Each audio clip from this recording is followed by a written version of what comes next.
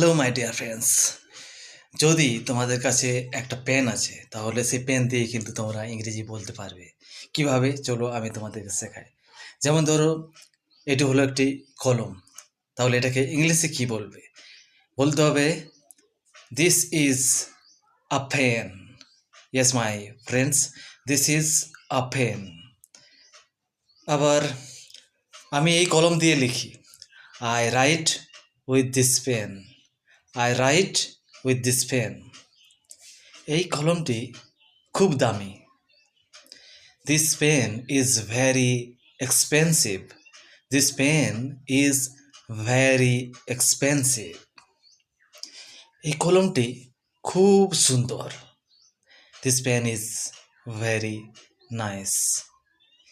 This is অথবা this is the very nice pen. This is a very nice pen. I buy this pen from the market. Actually এটা হবে যে past tense. আমি তো কলমটি আমি কিনেছি, তো তোমাকে আয়ের পর হ্যাভ লাগাতে হবে, তারপর ভার্বের থার্ড ফর্ম লাগাতে হবে। I have bought this pen from the market. I have bought this pen from the market.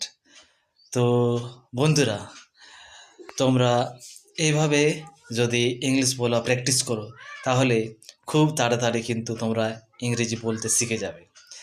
দেখো, তোমাদেরকে শুরু করতে হবে, just start, and one day you can speak English fluently.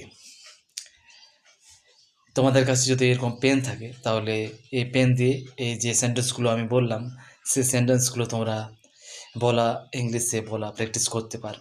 তাহলে দেখবে তোমরা ধীরে ধীরে তোমাদের কনফিডেন্ট বাড়বে এবং ইংরেজি বলতে সক্ষম হবে। You can able to speak English. So my dear friends, that's all for today's English speaking. See you on the next video. Till then, bye bye.